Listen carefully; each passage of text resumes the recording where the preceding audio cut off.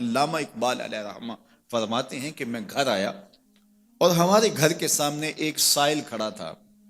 سائل چوں قضائے مبرم ہے، جس طرح قضائے مبرم ہوتی ہے ٹلتی نہیں ہے، اس طرح وہ ٹلنے والا ہی نہیں تھا. میں نے اس کو لا کہا بابا چلا جا معاف کر، لیکن وہ ضد کر کے گھر کے دروازے کے اوپر کھڑا تھا. میں لاؤبالی کی عمر تھی تو سکول سے آیا تھا، میرے ہاتھ میں چھوٹی سی چھڑی تھی تو میں نے اس کے کاسے کے اوپر ماری تو وہ کاسا ٹوٹ کے گر گیا اور اس کے اندر جو سارے دن کی ریزگاری جمع کی تھی وہ بھی بکھر گئی.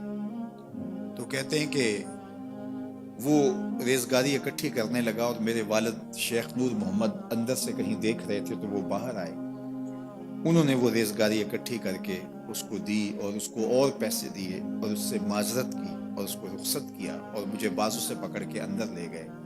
اقبال کہتے ہیں میں نے ساری زندگی اپنے والد گرامی کو یوں بلک بلک کے روتے نہیں دیکھا تھا. میرے والد نے مجھے بٹھا لیا اور کہنے لگے کہ اقبال، اگر قیامت کے دن رسول اللہ نے پوچھ لیا کہ تیرا بیٹا فقیروں کے کاسے توڑتا تھا تو بتا میں حضور کو جواب کیا دوں گا. تو کہتے ہیں کہ بس وہی لمحہ میری تربیت کا تھا. بلکہ اقبال پھر ساری زندگی کہا کرتے تھے نام تو از پدر آموختم، حضور آپ کا نام، آپ کی محبت میں نے اپنے باپ سے سیکھی. یعنی حضور کا سامنا کیسے کروں گا. اور پھر یہ اقبال کے کلام میں آخر تک یہ چیز آتی ہے کہ کیسے حضور کا سامنا ہوگا.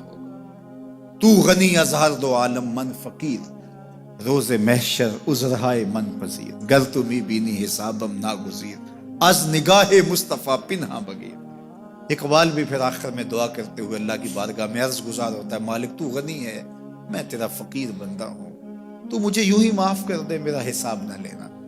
لیکن اگر میرا حساب لینا بڑا ضروری بھی ہوا تو یہ مہربانی کرنا حضور کے سامنے نہ لینا، میں حضور کو کیا منہ دکھاؤں.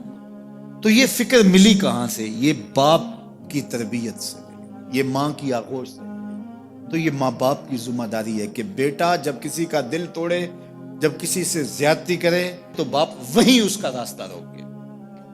اور ایک فقیر کا لاؤبالی پن کے اندر کاسا توڑ دیا اور باپ نے پھر ایسی تربیت کی کہ اقبال ساری زندگی لوگوں کے دل جوڑتا رہا، ساری زندگی بتاتا رہا کہ انسان کی اصل صورت کیا ہوتی ہے. دل نہیں شاعر کا ہے کیفیتوں کی رستخیز، کیا بتاؤں کہ درون سینہ کیا رکھتا ہوں میں، در غم دیگر بسوزو دیگر آرا ہم بسوز، گفت مت روشن حدیث گر توانی دار ہوش، کہہ گئے ہیں شاعری جزویست از پیغمبری، ہاں سنا دے پڑھ کے ان کو پیغام سروش.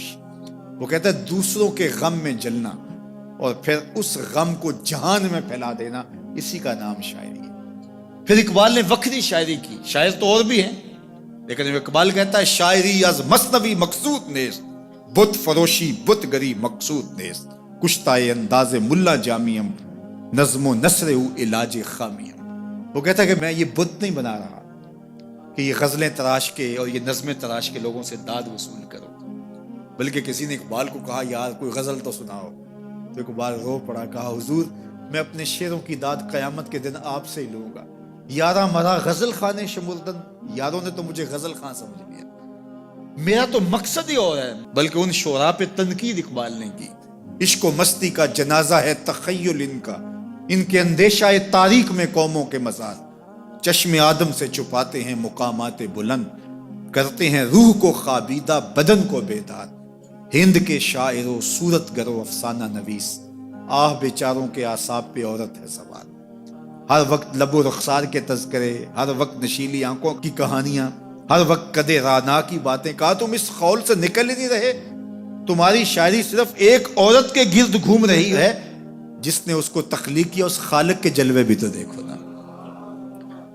تو اقبال پھر اقبال بنتا ہے اور اس کو یہ شعور، یہ آگہی، یہ نور ملتا کہاں سے ہے؟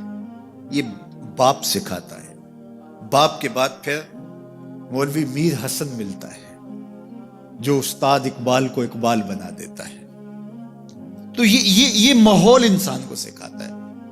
تو میں اور آپ دیکھیں کہ ہم اپنی اولاد کو کیا دے رہے ہیں.